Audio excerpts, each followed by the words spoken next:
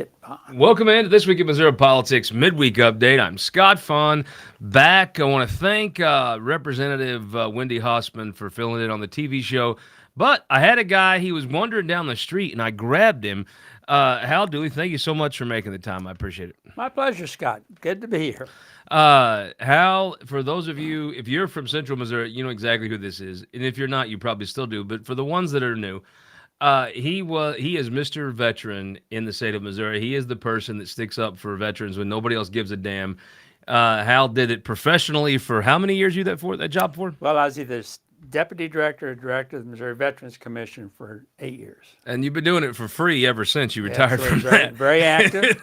Very active with the veterans. Are you more active now than you were then? Yeah, because I got more time. Yeah, that's retirees got all kinds of time. Well, you don't have to do the you don't have to put all the paperwork now. You can just do the parts that actually make things happen. That's true. You just knock down closed doors and keep on going. Working with VA is a challenge, though.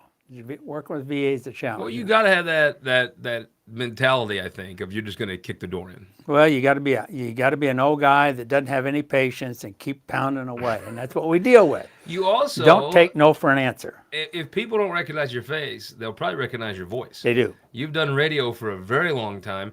Tell me about the show. Well, I started back in high school. I did sports for KLIK. Stan Greaves owned the station at the time, and we didn't have the Learfield communications and all this and that to go out and do sports. So if you wanted Missouri sports, we had to go out and actually do it through KLIK. Go to Brewer Fieldhouse basketball, MU basketball, Ames, Iowa, Boulder, Colorado, Manhattan, Kansas. I mean, we went out there, we broadcast, and we came back. Now, it was so lucrative that we got a $10 bill and gas money, and that was about it. And that was Jim Veith and I and a guy by the name of Smith, who was also a salesman for Click at the time. But that's the way we did it in the day. We're spoiled today with all the athletic programs and stuff that are on television that you don't have to worry about kind of. But back, and I'm not that old, back in the 60s and the 70s, you weren't getting everything that you wanted. It's like the Cardinals today. You know, if you got them on the game of the week once a year, that was something. But now you get home games all the time. Yeah. But going back to veterans, I mean, the VA does a great job in trying to cover. But it's like any other government program. You know, they lack the money and they lack the personnel to treat us as effectively as they can. And it's a matter of politics. But they do. They try to do a good job. Once you're in the system, it works well. It really does. Trying to get in to see them is somewhat timely. We were talking a bit earlier today about the politics of the day as far as medical care is concerned. I just don't understand how people can support people that want socialism, that don't understand free medical care. Now, free medical care is a great deal if you can get it. The problem is if something's wrong with you and you need to get in tomorrow, they're going to say, well, maybe next June we can get you in. So it's free, but you can't get the service. And that's the problem that we have, but people are buying into that. They don't see that. Well, you know, for a veteran, it's not free. It was earned. No, it was earned. And you ought to have that. Well, let's talk about politics. Sure. So on the show today, we are going to cross off another, I can't wait to explain this to Hal if he hasn't been watching, our Clue DEI detective game. We're going to cross another department off the list. And I'm going to talk about the latest dust-up between the outgoing governor and the outgoing Secretary of State. Yeah. I'll tell you what, I have been very impressed. If you're in Central Missouri, there's a radio show called Wake Up Mid-Missouri. They, I guess, run out of people, and they'll have me on a lot of Monday mornings. Mm-hmm. I guess they want to start the week off with a very low bar so they can easily surpass it as they get closer to the weekend. But they have done a very good job of becoming a sounding board for a lot of state government. I watched them handle the Dean Plocker, all the issues, and they were on every one of them. The producer there, Hannah, is top notch. I don't know if right now in radio there's a better producer than Hannah is right now. She is on the ball. Stephanie Bell, Randy Tobler, our buddy John Marsh, Brian Houseworth. I love Brian Houseworth when he gets on the radio because he's so good and he's so serious, and it is just a perfect. He's a perfect guy to jump in. To me, the news always sounds like John Marsh's voice. Like when I hear the news on the radio, I don't care if I'm listening to Cam Wex, KCMO, if I'm down at KWTO. the news should sound like John Marsh. That's just what it sounds like in my head. But they had a back-to-back. Interesting. They had secret. So what happened? If you haven't been watching, if you've been on a hangover from the state fair, or wherever you've been, there's a problem in the state of Missouri. So how this right here is called Nerds Gummy Clusters. It is like a gummy bear with nerds stuck to it, and it is so good. You got to try one of these. I've got my son. Be happy to do that. Loves these. I mean, just loves them. And I tell him. Now, where do you find these? Because I don't look for them, but gas stations. It's like anything. Kelton, you want to try one? Sure. I'll pass it over to Kelton. So, boy, they're interesting looking too. Oh, no, try that though. They look like a mini Nerf ball. Who would have thought? They were so good. So, it started off like any new product. Not that many of them.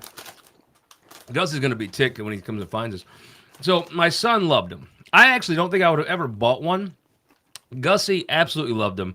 So I get up, what he wants. He's pretty good about, giving a good line on his dad and getting him to buy stuff. So I've tried some of these. They are. What'd you think, Al? I love them. I mean, you get gummy bears and it sticks to your teeth. Yeah. Or false teeth if you've got those.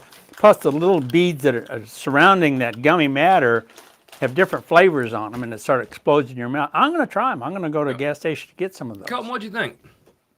I think they're pretty good. I do too. So, like it reminds me like when Reese's peanut butter cups come out. You have peanut butter and chocolate, smack them together. I'm not a huge Nerds fan. Now you got two different colors here. What is there a different. difference? So this Nerd is for kids. Marketed by the nerds. It's got all the information facts on it. This is also sold at some gas stations, but this is drugs. That's drugs? This is drugs. This has pot type stuff in it to make you high. And it's packaged exactly with the same type design, the same type loud colors. And this is being sold at gas stations. Legally? Well, wow. It's like a lot of things. Nobody's been on the case yet. So I actually got this from a law enforcement entity that had tested this and said, yeah, there's pot, the chemical stuff, all that. So this is what, if you go into a gas station, you're going to see these nerds everywhere now. They're very popular. There was a Super Bowl commercial about them. Those are anywhere you're going to shop. These are in some gas stations. And the people that have been sounding the alarm about this first was the trade association of the dispensaries. Okay. The pot guys that give money to veterans, especially as the program's got up and running now. They sell them. There's the Shangri-La place is I think it's an old Taco Bell on Missouri Boulevard that you wouldn't even know it sold marijuana if you didn't. And it's got, I think the one here in Jeff City is sort of what the folks intended it to be: subtle, out, not flashy. But if you want to go buy marijuana, you can buy it safely, legally, as legal and safe as it can be.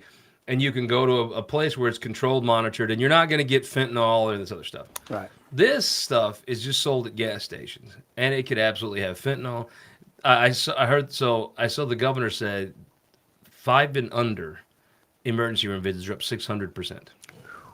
So the governor does an executive order, and he basically says this isn't happening anymore. Now you can do hemp for ropes and all. There's so many chemicals now, Delta something, TH whatever, but you can't put it unregulated. There is no regulatory thing. All the stamps on here are just trademark copied stuff. None of this corresponds to the back of this. And it's got drugs in it. And to me, I'm not a big fan of telling people what to do, right? You want to do drugs? Not my business. But I don't think you should be able in the state of Missouri, and I'm the last person that likes the government telling you what to do, to take a package clearly marketed for kids and put drugs in it. That's not right. And so the governor comes out, writes the executive order, says can't do that anymore. And I didn't even know this, but it makes sense. The governor has executive order, he sends it to the Secretary of State. I guess Secretary of State stamps received, and then it goes into effect, or somebody sues, or Chuck Hatfield builds a wing on his house, or whatever happens next happens.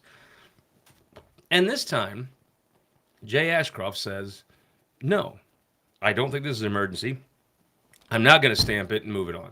He says he has a role to make sure all the executive orders are properly done. So he says he called up and said, what makes this an emergency? And I'm like, I like Jay Ashcroft. I respect Jay Ashcroft. He had a comment to me on the radio that maybe that wasn't the best.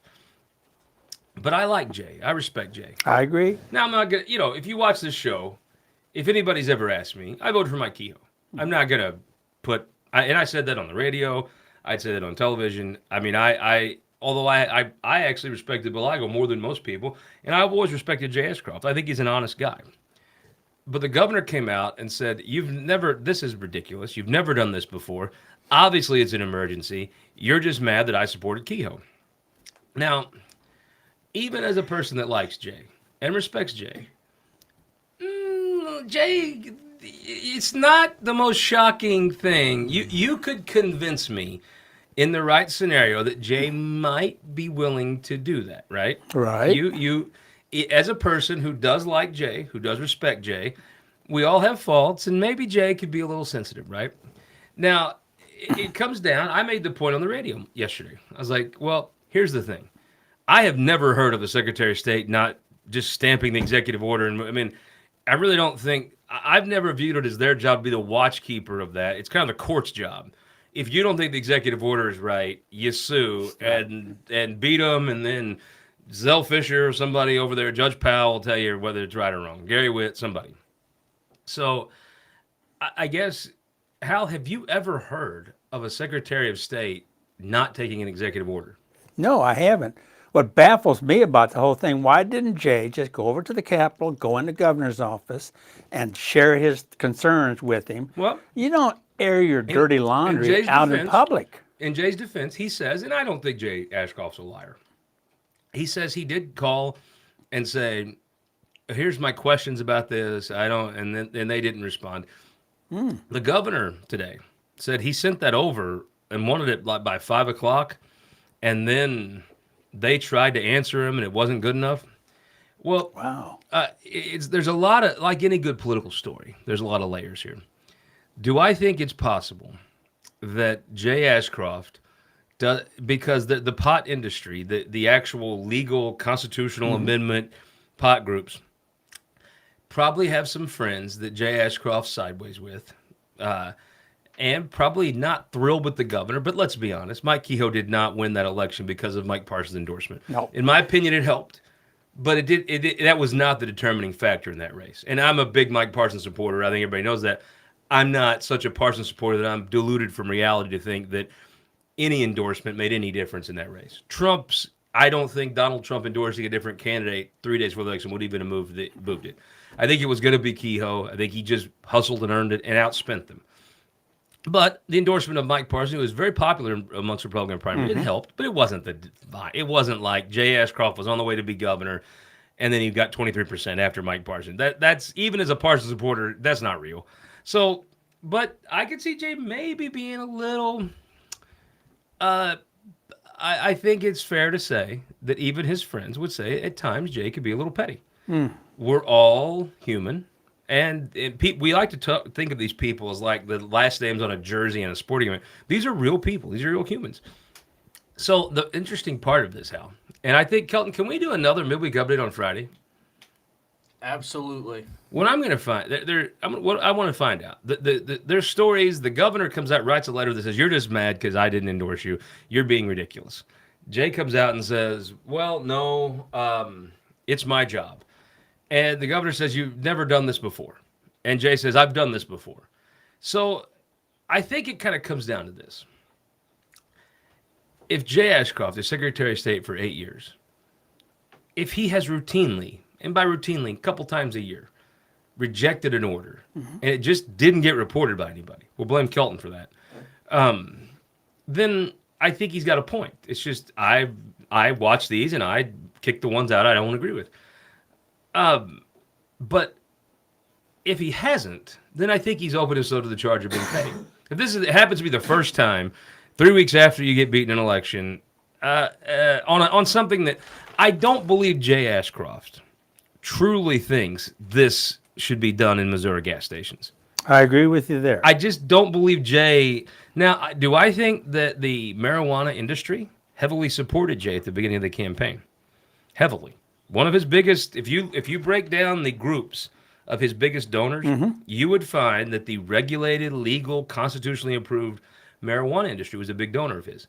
That stopped at some point, and it went to, well, it kind of went to both Eigel and Kehoe, but it certainly stopped for Jay. Jay posted an enormous quarter of about $1 million early in the campaign. People thought he was unbeatable.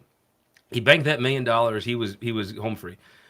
That was sort of there wasn't much after that, right? But a big part of that $1 million was the pot industry, and that tap shut off, and it went other places. And I'm not sure there's not an element here of I do think, and I think Jay Ashcroft deserves to go out. Well, I thought he did a fine job as Secretary of State. I think he's a fine man from a legacy family. I think this is going to tarnish him if, in fact, he's never done this before. Now, like everything, there's a little grease, wiggle room in the middle here. Maybe he's asked questions before. But I think it's going to be interesting to see if he's ever actually rejected one of these orders before. And look, lots of things could happen that I don't know about, that maybe you don't hear about. Kelton should be on top of it. Maybe he dropped the ball. He went through that spat of drinking and stuff.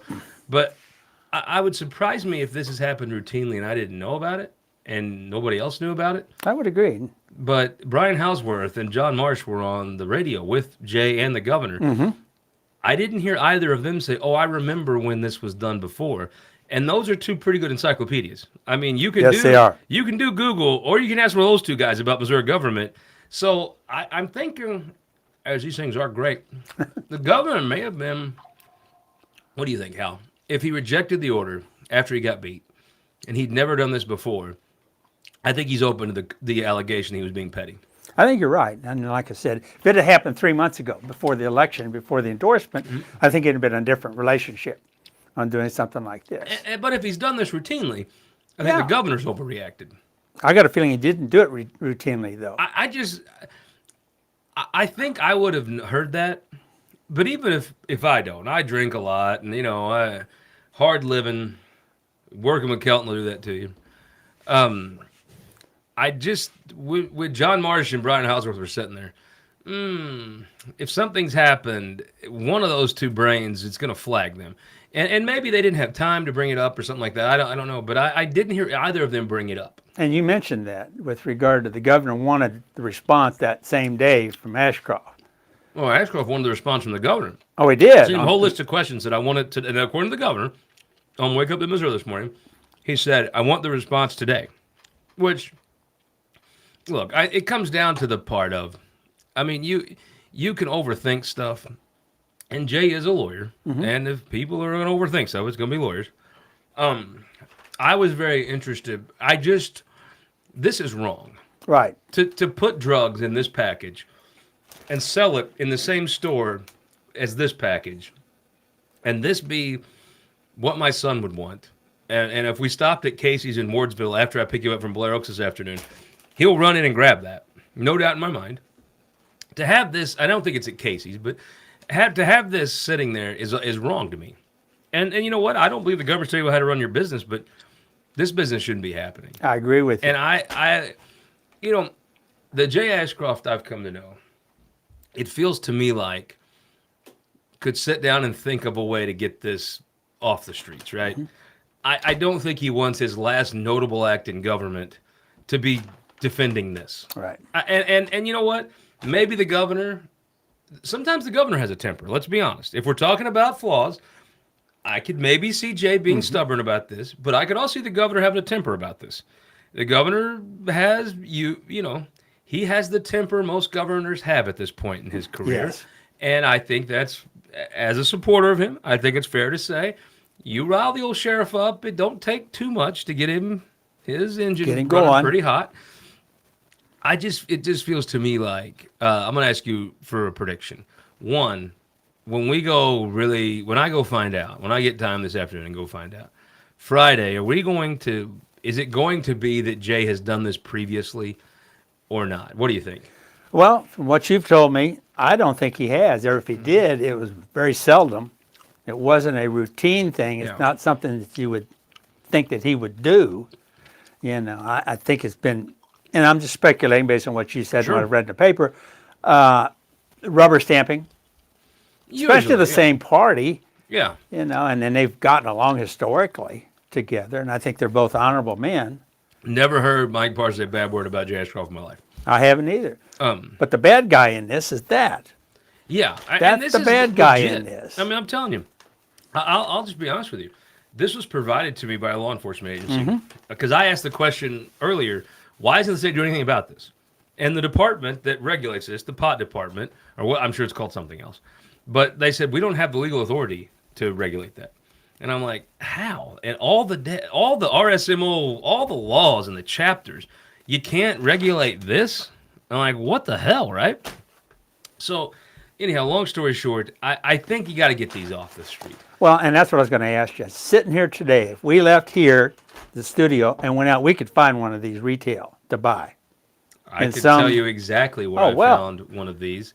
I don't think the gas station would appreciate it, but it is very near a high school that 2 years ago won the state championship in football. That is not good. So the big loser is the public, especially the young people that don't know about that. This little dust up has stopped that because that And- executive order should have been approved. To me, It why should be don't in they both- effect. Randy Tobler said they should both get a glass of wine. Well, I don't think Jay Ashcroft heard will have a that. glass of wine. I heard that. Yeah. I do think the two of them could meet at Central Dairy over an ice cream. And it feels like you got two guys who, frankly's ego's in the way. And I'm not going to put all that on Jay Ashcroft. But you would think Jay, as the junior person in this fight, the Secretary of State is outranked by the governor, would sit down and come up with a way and say, hey, let's figure this out. Let's sit down here and let's just figure out how to get rid of this. And let's go on and end our careers in state government, or this chapter of his career in state government, more dignified than this. Because I don't think Jay will ultimately come out on a very good thing when he's, at the end of the day, there's an order that would get rid of this. He's stopping it. This is still on the shelves. I don't think that's where he wants to be. And I also No. think if at this point in the story, if he were to sit down and say, okay, let's figure this out. Let's get Evan Rodriguez, very intelligent guy in the governor's office, general counsel. Something tells me Evan and Jay, if they sit down and wanted to figure this out, Evan's a smart dude. I mean, he's got to have big neck muscles to prop that brain up. It feels like if the governor wanted to and Jay wanted to, if they just gave Evan some law books in an hour, something tells me Evan comes out with some Magna Carta or Plessy versus Ferguson or something and figures this out. It's just, I think it's going to have to be they want. Give me a prediction. Do they figure this out before veto session? I think so. Mainly because of the seriousness of that. I think maybe when I heard Jay Ashcroft on Wake Up in Missouri question whether it was an emergency, I don't know that he's ever seen one of these. And so I tell you, I'm going to go ask the folks that gave me this one to give me another one of these. And I'm just going to drop it off and just be like, hey, this is, I'm not doing a drug drop. I'm just telling you, this is what I think they're trying to stop, which feels like a very good cause to stop this, right? I would agree. I don't think Ashcroft still knows the seriousness of that stuff. And I think he still has his dander up with regard to being defensive that says it's not an emergency. Well, people forget these are human beings. I know. I mean, losing an election's tough. You were the favorite. Your father had a legacy of success. I understand the challenge in the if that's not a tough thing to endure, you're a psycho. You're not a human being. Absolutely. I mean, so I understand part of that. I understand the governor being like, well, not maybe. He did not have. He had a very good election night. The people he endorsed, by and large, won by good margins. I understand him overlooking that, but the two of them, I think, can get together. All right, let's talk. We got our prediction from Hal. This is going to be off the streets. Jay Ashcroft that's the is bottom going to line. come to the thing with Mike Parson. They're going to give that big brain of Evans some work to do over the weekend, and something tells me they come to veto session somehow figuring this out, right? And if not, I think Mike Kehoe writes an executive order out of the gate, and I don't think Denny Hoskins wants his first act in government No. to be keeping this on the shelf. So it seems sometimes these things have a way of working themselves out. All right, Hal, I'm going to explain this to you. I got a tip that you've heard Republicans talk about DEI, diversity, equity, inclusion. Pretty much, Hal, people like you are jerks. That's pretty much what that means. You shouldn't have really any job, if you want the truth of the matter. Maybe you could sweep up. That would be I about thought it. I was a terrorist, a domestic terrorist. Number one domestic terrorist. Well, I'm a white Anglo-Saxon male. I'm Catholic. you're certainly the I'm problem on here. top of the list. You and Kelton are the problem. There's no doubt. So essentially, they want to. And look, I think some of this stuff is fine. I think if you do this in a measured, reasonable approach, I think your average person like yourself, person like Kelton, person like was like, okay, because I do believe African Americans have had a harder shake. I would agree. I could tell you in rural Missouri, gay people, when I was growing up, wouldn't even come out of the closet because it was a hard way of life. I understand the goals, and I get that. I think it's a real poor way to go about it, but I get the goals of DEI. I don't think they're sinister. I think they're probably not good and conducive. I mean, I go back and I look at the medical school schools. If you're just a hardworking farm kid from Advance, Missouri, you should not be penalized because your parents are white or black. Right. And if you want to do a couple extra seats for black students, I get that. You want to do a third of the class? There's even good intentions. There's a right and a wrong way, right? So regardless of what you and I think about DEI, every Republican has said, we're not doing this. We're getting rid of this. Whether it's Trump, the governor, Mike Kehoe made it a major part of his campaign of getting rid of DEI.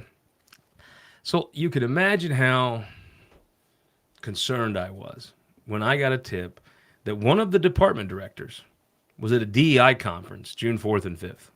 Yeah, I haven't talked to the governor about it yet because, look, I didn't ask him about it at the state fair and that because I want to get proof. So what I've done here is you remember the old game Clue, right? Right. So what I've done is I put together a clue board, and this is every department director. We know what the weapon was. The suspects are here. The weapon is DEI, so we checked that off the list. And then the department. So I have reached out to each department one at a time, asking them just for the whereabouts of their director on June 4th and 5th. I can tell you right now, all but 2 have gotten back to me. Ooh. But on September 10th, the day before veto session, at high noon, we're going to announce the end of our sheet, and we'll present this over. But I can tell you, Kelton, did you get that one thing set up where we can have like the sound and stuff? Not quite. Okay. So what we're going to do... So what do the red lines mean? Red lines mean we've checked you off. So and thus far, they did not go. we know where they were. They were not at the DEI conference. So everybody else is still suspect. Ken Zellers, Jason Summers, Anna Hu, Wayne Wallingford, Robert Nodell off the list. Today I can tell you that Patrick McKenna at MoDOT was not He's off all this at right a DEI. now. Well, he was still working for the state. He is not at the DEI conference. In no way was Patrick McKenna at the DEI conference.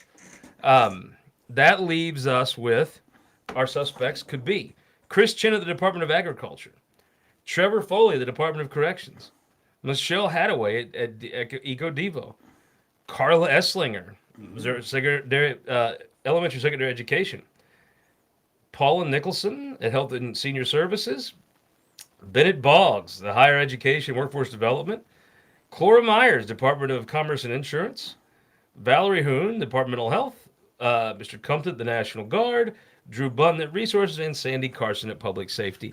So what we're going to do here, Kelton, is Friday we'll check one more off, right? That's going to leave us at 1, 2, 3, 4, 5, 6, 7, 8, 9, 10. So what I propose we do, Kelton, is we have a midweek update next week on Tuesday, Wednesday, and Thursday, by which we check off 2 each day, right? That'll leave us with 3. The math checks out. Good, because I have to take my boots off to do very good math. Then Monday, the day before the roast of John Patterson, that day, we do one more, which will leave us with 2. And then at high noon, we will complete our DEI detective series, and we'll tell you who was on your taxpayer dollars going to DEI conferences in direct defiance of the governor, lieutenant governor, the legislature, the attorney general, the people of the state of Missouri. And then and maybe it's no one. Maybe everybody sends me back where their director was, and we just have to say, well, there was nothing happened. And if that's why we don't want to go to the governor's office yet, because we don't know. Mm-hmm. But once we know, it's going to be interesting to see the fallout of what department is directly defying the appropriators of this state, the people's elected representatives, the governor, the incoming governor, the attorney general, anybody with any sense in the state, who is flipping the bird straight to the governor of Missouri. And filing an expense report for Well, the that's the taxpayers, next us, thing. I mean, to pick up the tab. I can assure you that I'm down to 2 departments, but whoever we find on the list here, that's only the beginning of the questions. What if you took vacation days? Did you? How? Who paid for this? That's right. Do you have if you're saying you did, do you have the receipts for it? What group is the state doing business with that has an entire DEI conference? There'll be, I have had many. I just want you to know, I've had many legislators reach out to me, asking me what the details are, and I'll tell you what I told them. The midweek update viewers are the ones we're going to report to. Now, if you happen to be an elected official watching the midweek update, well, we'll report to you. But we will. Kelton is being much a stickler about this. He's only saying we're going to announce it at high noon when he said we would. Kelton marked off somebody. Who'd you mark off? Jason Sumner. Jason Sumner, yep.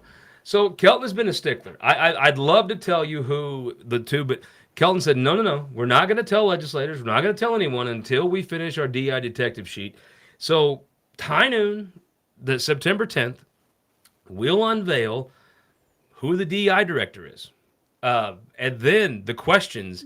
Well, I guess in this game of Clue, Hal, once we find out the suspect, the question's only begun. Yes. I have heard rumblings that there could be a Senate Appropriations hearing, wondering what the hell's going on with these departments. I've heard there's a couple senators that says no one's getting confirmed to be the director of insurance until something's figured out. Mm-hmm. And I'll say this again. I tried. So I'll use the flooding analogy. There was a news report. A trooper came by your house and said, it's going to flood, you should leave. When the water rose, a boat came by, and you said you were going to stay, and then you're on top of the roof and a helicopter come, and then you drowned, and you go up to heaven, and you say, God, why didn't you save me? And God says, I sent you a weather report, a trooper, a boat, and a helicopter. Folks have tried to straighten this department out. They've tried. No one will listen. But I'll bet you at the end of our DEI game, somebody's ready to listen. Or not. Or we're just time to raise total hillbilly hell. and that's then it's like, it'll be like Christmas in September for Scott, because then it's just time to burn stuff down. And she can ask her last boss. I'm pretty good at it. Google me. Hal, tell me what else is going on. Who's on the show this week? Who's on the show? You would ask me that. I'm not sure if I've gotten that I hate far when people yet. ask me that. Because even if I know, I forget. Actually, former Jefferson City Mayor Carrie Turgeon. What's she up to? Well, that's why she's on the show. We need to find I heard out. she may run for office. Well, I hear the same thing. Now, what office? See, we could spend the next 15 minutes just talking about the speculation. She is there. such an interesting personality. She is. I don't care who you are in Jeff City, what part of town you're in. You say the name Carrie Turgeon, everybody's got an opinion. She probably has 100% name ID. She does. Whether it's because of her time in public service, her time being, I think, a very effective cheerleader for the state, or her Facebook page, everybody has an opinion on Carrie Turgeon. Well, see, I'm waiting. Hallmark store. I'm waiting for her to That's publish. a good guess. That's a good guess, Hal. Publish the pictorial, and it's got to be in volumes, of all the selfies that she's had. Oh, they made the selfies that are going to sell. Hundreds and thousands. See, we need to have a contest someday. Now, which selfie do you like the most of Carrie Turgeon? The bikini ones, duh. Well, but that's a lot of them, though. But is there better bikinis than other bikinis? Well, I like the bikini ones better than like any of the ones with another person. Well, of course. Yeah. Of course. You know, when our sailors come in on the submarine, you know, they love it. And they go back and say, you ought to see the mayor of Jefferson City got a red Corvette. Oh, I know. and wears a bikini. Everything she does gets attention. Yes. It doesn't matter what that woman does. She gets attention. Can you ask her a question for me? Be happy to. You're welcome to come on if We you want. fought a long war to liberate downtown of the infestation of meter maids, and still have to fight. I mean, government, if you don't put the boot right on that throat. If she were to go back into city government, is the Gestapo going to come back out? I don't know. But there's a lot of talk on the streets about that. Well, I've heard she may run for mayor. Right. Heard she may run for state rep, maybe even state senate. I think that state senate seat is going to be interesting. People don't. It's funny. In Cole County, they think of the lake as a place they go for fun. Yes. They're not. People are not thinking, in my view, because you go from Vogel to Kehoe to Bernstetter, Jeff City guys. That seat's been a Jeff City seat. Gosh, I mean, was Larry Crawford? Did he represent Cole County? Did he come over? Okay, so he was the other way. And that seat's been a Cole County seat my entire professional lifetime. Gratz, all of them. If you get too many people from Cole County running, you'll elect a person from Camden County. True. If you have just this Jeff Vernetti dude, who unseated a 3-term incumbent by a lot, that guy's got some political talent. If that guy were to run as the only person from Camden County, and let's say right now you have Spicer who's running. I understand Dave Griffith's running. I understand that too. Rudy Veit's running. If you have those 3 legitimate candidates and one guy from Camden County, that Camden County guy's the favorite all day long. Am I wrong? No, you're not. I think people in Jeff City and it's a game of chicken. It always is in these primaries. I'm going to run. I'm not going to run. Da, da, da, da. I could see Dave Griffith become, if I'm Mike Kehoe and I had a list of guys I wanted in my administration, boy, I think Dave Griffith would be on it. So I think that's that could change some things there. Yes. I don't know if I have no idea if Dave wants that. I don't have any idea, but I think he's a logical person to think a Mike Kehoe administration would want a guy with his caliber and pedigree. That's a natural person to be on a list for several jobs, especially jobs dealing with veterans. He's been very outspoken advocate for veterans in the legislature. Rudy Veit, I don't think Rudy would take a judgeship. I don't think so either. I think he likes what he's doing. Yeah, I think Rudy Veit would be a phenomenal senator. I mean, I watch him on the floor. He goes and helps people with bills he's not going to vote for, make them better. He reminds me of Scott Sifton a lot. Scott Sifton used to do it in the Senate. He would go help people with legislation he was going to be against, just be better and actually accomplish what they were trying to accomplish. Rudy's that same type of guy. I think Derek Spicer's got a great personality. I think if you're in a room with Derek Spicer, you just love it. You just want to hug him. He's just a great guy. But they can all 3 be great guys, but they'll lose to the Lake person if they're not careful. No, I think you're absolutely right. So you got to be careful on that too. So. Are you the guy here in town that gets in the room and says, Kerry, this isn't the right time, run for state rep. Dave, you go work for Kehoe. Derek, you be a state rep, and Rudy, you're the guy. Or Derek, you're the guy. Rudy, you do this. Who in Cole County can get people together? Is it Carolyn? Who does this? Carolyn does somewhat. Sam Bushman's another one. Sam Bushman, yeah. You know, it's just those people that are close to the politics, and Well, it's just the way it is. Do you think Mike Kehoe might pull everybody in a room and say, okay, we're not leaving until we have a candidate? I think if Or as it governor- sets up that way, I think he should. But I think he should. If I'm him, I'm like, I'm governor of Camden County too. I mean, because the person you're helping by everybody running is the Camden County candidate, which I think they'll have at least one. They have a group, because the suburban people are tired of the lake, so they're nuts, half of them. You know, any suburban person, it's just those cul-de-sacs mess with their brain. If they might have 2, which then I think everybody can run Cole County, be a Cole County person. But if there's just one, and that Jeff Burnett, I'm telling you, I saw tons of his signs at the lake this summer. That dude's got it together, and he beat a doctor, 3-time incumbent by a good chunk. It'll be interesting to me to see who gets who in a room and says, okay, Rudy, Dave, Derek, maybe Kerry. All right, you're not all doing this. We're figuring this out. Now, if that were to happen, wouldn't you think a lot of people would be kicking themselves for allowing that to happen? Like Keel? Well, Not that a non-Jefferson sit-in would be a bad representative well, of the area. I'm from Butler County, and I'll tell you, I wanted a Butler County senator. I liked it when we had one. I thought Doug Leibel was a terrific. Shout out to Doug Leibel. Got his sign down here. I thought Doug Leibel was a great senator. However, Jason Bean, it's kind of funny. Jason Bean has done as much for Poplar Bluff and Butler County because he's from the Flatland part of that district. He's overperformed for Poplar Bluff. Now, the ARPA funds make it a little easier to overperform, but I mean, still, it all counts. It all spins. Bean's been great. But I still think without knowing anybody, I'm for the person from my county. And in Cole County, I think the same. I mean, really, when you're the senator from Cole County, you're the mayor of the capital. Because everybody wants you to come to their legislative thing here, and they want you go hold the Senate in temporary to read messaging from the House and all that. I remember Carl Vogel was pretty much the mayor of town, right? Yes. And I think that's sort of a thing I could see replicating. It's going to be very interesting to me to see how this primary shakes out. Give me a prediction today. Who's going to be the senator? I can't. Oh, just for fun. Nobody's watching. I like Dave Griffith. Chances he's in the Keogh administration 3 months from now, 4 or 5 months from now. I would say so. 50-50? 60-40. Well, I think he wants to stay in the mix. If Dave Griffin is not, so you're he's saying not a lawyer. He's not a professional. if Dave Griffin's not in the Keogh administration, you're saying he's the state retired. senator. He'll be the state senator. He would be the state senator, yeah. If he does go in the Keogh administration, who is the senator then? That's interesting because I like all three of them. I think all three of them. I'll say Jeff Vernetti. You would If all three of them run, yeah, the guy from the lake will win. Just the way it is. if all three of them run. Yeah. If what only two of them run. This could be very close. Rudy and Derek. If it's Rudy and Derek, it's going to be very close. I will tell you, I think it'll come down to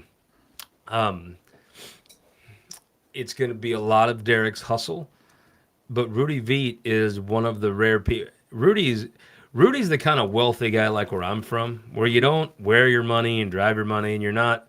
But Rudy is a very successful man who could help fund his campaign in the same way Carl Vogel helped fund his campaign, in the same way Mike Kehoe helped fund his campaign that won this very district. Now, in your state senator, you loan your money, and if you win, you can raise it back. Not easy, but you're very confident that money, if you win, comes back to you through fundraising. If you lose, the money's gone. I think Rudy could fund a campaign and still pay the rent this month. He could. Now, in that aspect of it, I like Rudy. One of the things that I advocate for, a lot of people don't agree with me, is having more lawyers and more professional law writers in the legislature. You don't need a majority, I have seen a lot of bad legislation come out of there because people don't know how to write legislation. So people like Rudy, is the kind of person that can write that legislation, can write it on a slip of a paper, and he used to do it that way, send it up on an amendment, and know that it's written correctly. And you don't have to have the revisor statutes to try to figure all that stuff out. You don't want a plurality of lawyers. I didn't say that. Nothing's ever been solved by a plurality of lawyers. But I think you need more than you have now. Yes, I definitely. I agree with you on that. So it'd be interesting. So I gave my prediction. If it's Derek and Rudy, who wins, and a late guy. I like them both. I really do, and I think they're two different people. I mean, who wins?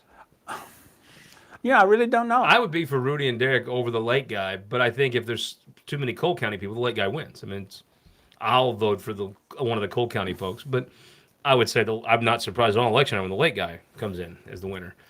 And that's an interesting dichotomy because Rudy comes from the rural area, and Derek's going to come from sort of the Jeff City metropolitan area. Not just rural area. Rudy is from Wardsville.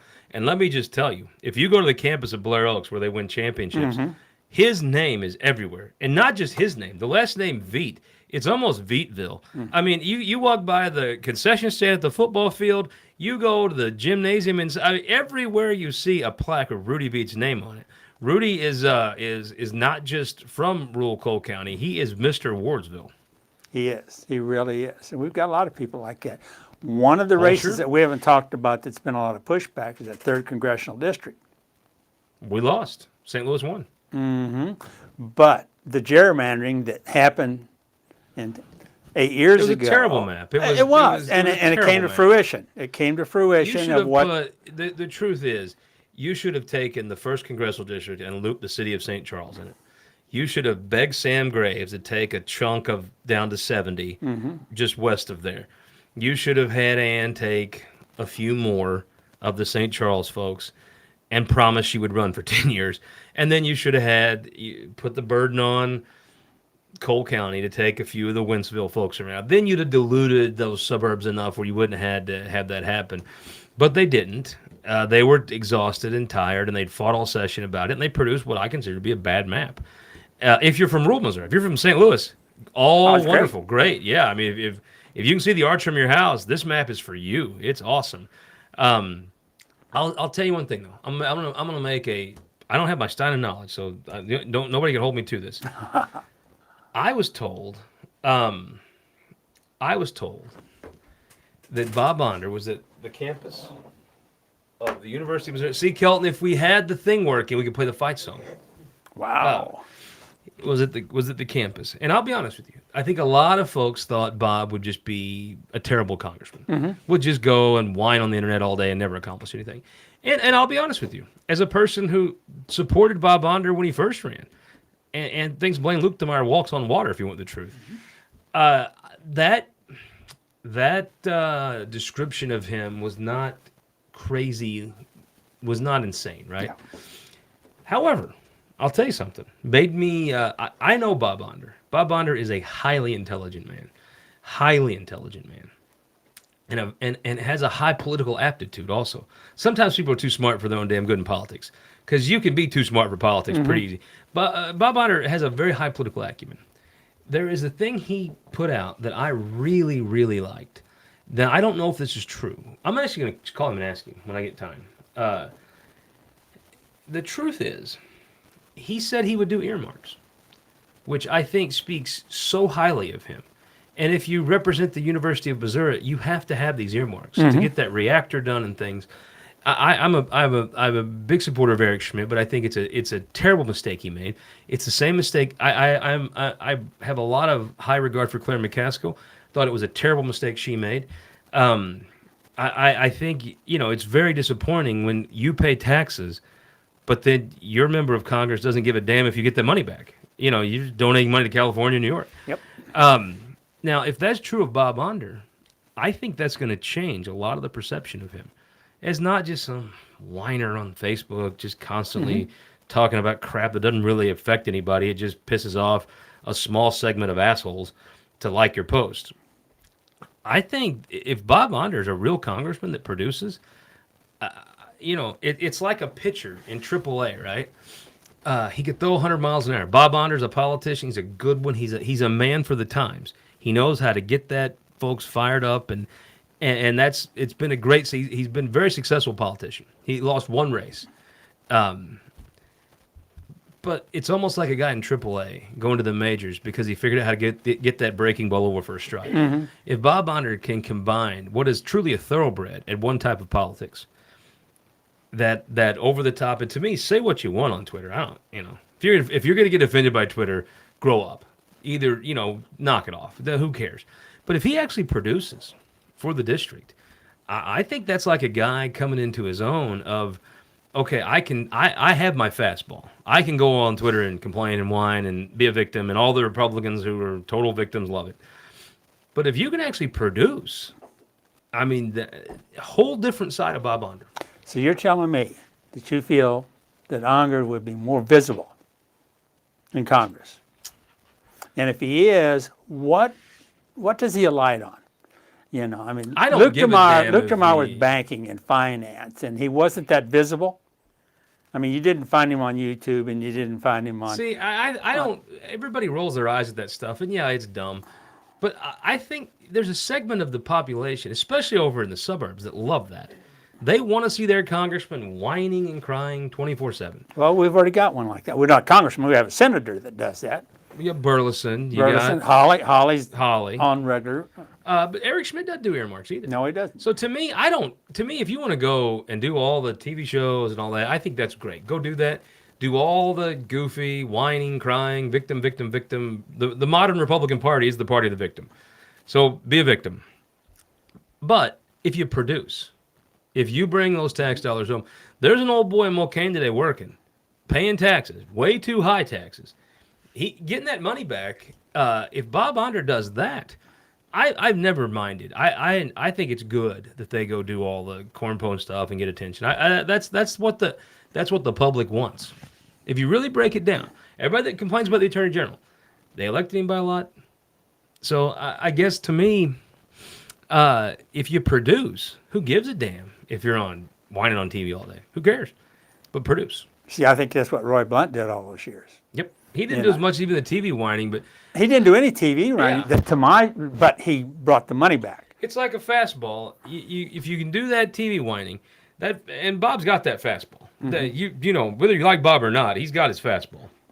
But if he's actually going to go to Congress and spend half his day on TV, victimhood, and the rest of it twisting arms for folks to bring Truman home money to put build that reactor and fix the tri-level and things that actually matter. I mean, he could be a very good congressman. I totally mean that. I think he could be very good.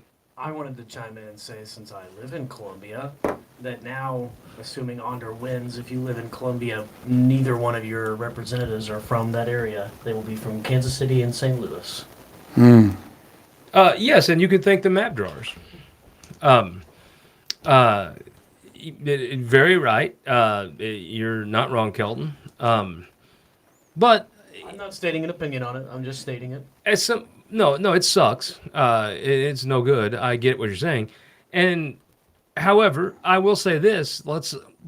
I guess my point is give Bob Onder the benefit of the doubt, and if what I'm hearing is true, then he will have earned the benefit of the doubt, and I'll be very excited to see what he does as congressman.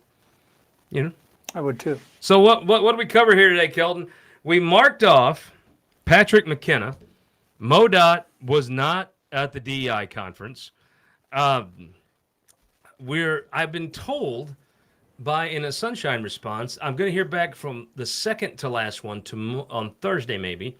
They said it would take them 5 days to figure out where the director was, which I'll be honest with you, as the state's foremost DEI detective, red flag. Everybody else was like, yeah, no, they weren't there. Here's where they were. It was very easy. This department's going to make it very hard, which, if I'm Velma on Scooby-Doo, that's a clue for me. That's true. Let me ask you If I'm this. Columbo, I'll be like, just one more thing, department that can't find your director for 5 days. That is true. But let me ask you this. 'cause Did your you're in the staff know where you were every day?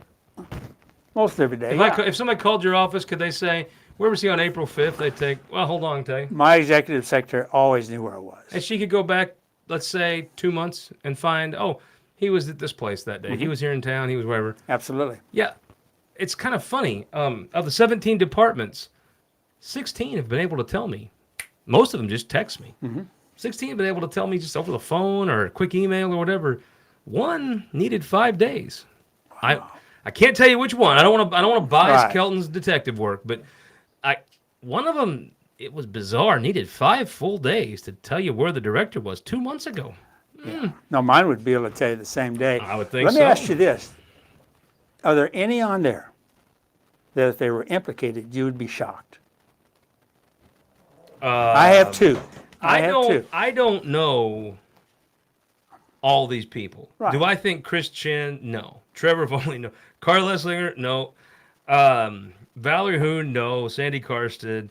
Levon? There are some that would surprise me more than others. Okay, that's the way I take it. Like if you told me Chris Chin took taxpayer money and represented the state of Missouri at a DI conference, I'd fall off this chair. I would just a total lack of judgment.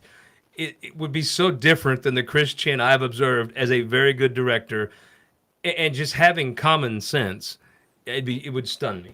But I can't say. I mean, I guess we'll have to wait until we cross everyone off the list. But yeah. So we learned that Hal believes that if it's just a dog pile primary, Dave Griffin can beat all the Cole County people and a Lake person. I'm pessimistic about that. I think the Lake person's the favorite there. You think Jay Ashcroft and Mike Patterson are going to go say, all right, let's work this out. And then somewhere Evan Rodriguez is going to have to work all weekend and figure out something. I'm very to do. hopeful of that, Yeah. mainly because of that. And you're telling me by veto session, this will not be this bad. That'll be illegal. Will not be on the Senate floor, being like, "What the hell's going on?" It will be illegal by veto session, September. Well, It's I'll right tell you, around the corner. Senators, if you want to borrow this for your veto session speech, let me know. It'll be delivered to your office. But we probably should, we should probably count how many's in here. I mean, we can't loan these to somebody and then it comes Has it back. been opened? Well, they had to test it. It had to be open. They had Oh, to- that's well, right. You had to take well, one to- out to have it tested. Yes. I don't know, Hal. It looks like more than one may have been taken out. Not in this hand. I'd be afraid. Like, I have tried some of the gummies, and it was a good time. Helped me sleep. I'd be afraid of that fentanyl stuff in something like this. Yeah. You know. Now that is serious. And I agree with I you. actually want to hide this because I'll tell you, I guarantee you, if my son happened to wander in here, he would think that's a bag of nerds and eat them. Mm-hmm. And That's what makes it doubly he bad, could though. be the next. My son could be the next kid at the emergency room. Right. And that's because what of makes this it stuff. doubly bad is it's tailored and marketed toward young Yeah. people. I'm with you. So, and you have Carrie Turgeon on the show. Give me your prediction before you interview her. When you ask her, what are you running for? What's her answer going to be? Besides, Mayor. she's not going to tell you. What do you think Mayor. she'll end up doing? I don't think she'll admit it, but it's mayor. I think there's a lot of people that feel that the current mayor should be doing more than what he's doing. How so? Like, what do you think she'll be doing? I'm not sure. See, that's my problem. I'm not so I sure. think There you was have a expectation. city council that the vibe I'm getting is they want to make Jeff City Columbia again. Yeah. I mean, there's a lot of stuff that is like, I mean, and I look, I have a lot of friends that proudly call themselves woke. And it's like conservatism. I'm for all the conservatism that actually makes sense and adds up. And if you want to try this woke stuff, try it. See, just because it's woke doesn't mean it won't work. But they're awfully confident in their woke view of the world. And I just don't know that Jeff Cityans are as They're not. woke as some of the city council members are. No, I agree. And that's been the subtle little fight in the city council for the last 3 elections. Well, you have your conservatives and you have your Mm-hmm. woke. I think if Ron Fitzwater makes a selection about conservative Cole County folks versus woke folks, I think that's a winning message. Mm-hmm. I also think that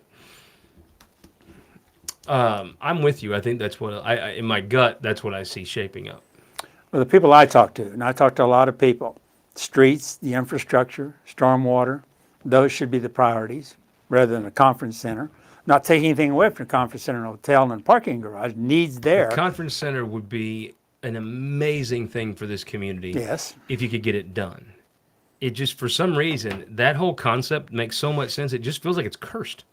I think it's got the right people supporting it that it's going to go. But in this community, and I'm not from Jefferson City. I've chosen to live here. I love this community. It's a wonderful place to live and raise a family.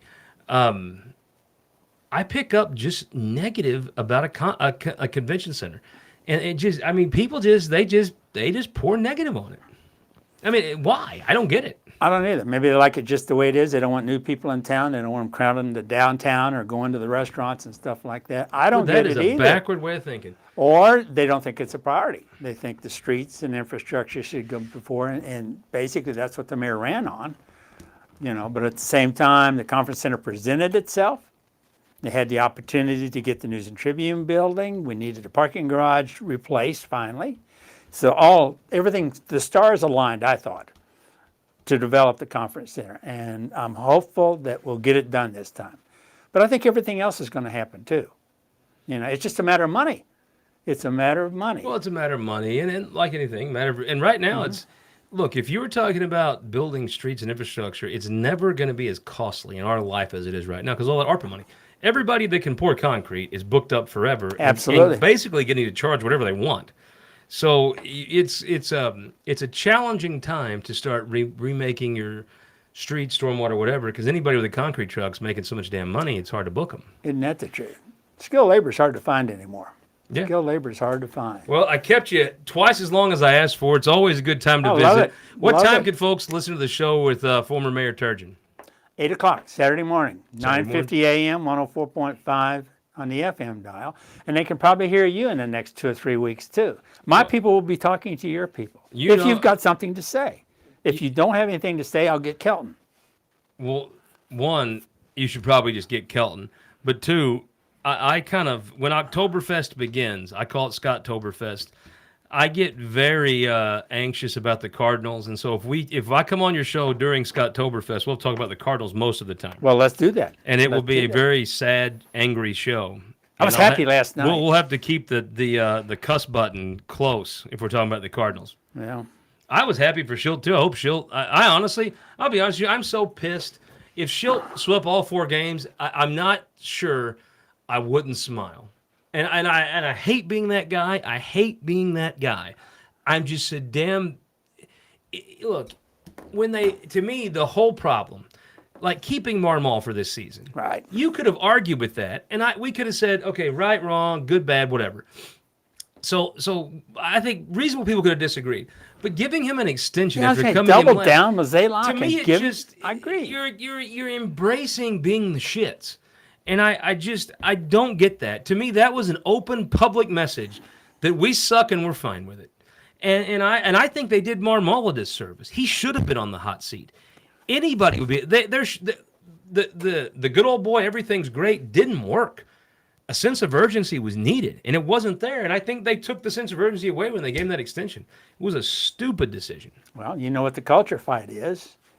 It's the Cardinal way, which Mike Schilt was a disciple. I interviewed him 4 times when he was at Springfield. Oh, really? And I still got those tapes. And I did it 4 times because he's so mesmerizing, because he believes in the system. He believes in the drafting and how you develop these guys. It's so funny. You look at the Padres. They've had injuries. Their best player hasn't produced. It's very similar to Arenado. But the young guys have stepped up, and the son of Mike Schilt's a winner. He is a winner. Look, Ollie Marmol may be a fine manager someday, but let's be honest, he's not a winner. Quick question. Yeah. Sabermetrics. I hate it. To me, they're turning it into a computer game. Now, if you go to spring training and see the Cardinals, and you get lucky enough to get into the clubhouse and administrative offices, they've got a book 4 to 6 inches on every one of these guys, on every physical and mental aspect you can profile and determine. I mean, when they get into launch angles and how fast it comes off the bat and stuff, we're way past baseball. Way past baseball. I believe in sabermetrics at spring training. I believe in sabermetrics in the afternoon, researching hitters. I think there's always been scouting reports on different hitters and pitchers. I just think the scouting reports are much more detailed. I think at the end of the day, though, you have to have a manager that looks at the end of the bench and sees that guy that maybe his splits ain't great or whatever, but says, that's my guy today. Well, Clint Eastwood did it. Yeah, hit the curve. I mean, yeah. I'm a disciple of that. That's right next to the Bible. And there's a lot of truth to that, So I do think DeWitt is going to clean house. I honestly think he's going to have to spend money, but he's going to spend some money on a different infrastructure. I hate sabermetrics, but I think you can't play at a disadvantage. It has to have its place, and you've got to have the profiles and that stuff. But you got to have a gut reaction when they gutted the minor league system. Well, what we got to do here is we got to look at what I mean. If you and I owned a taco stand, right? Mm-hmm. You know what we do? If we were struggling, we get in the car and drive to Kansas City. We go to Denver. Look at their taco stands. Mm-hmm. We'd make some notes. We'd come back and we'd copy what works, like everybody does in every business.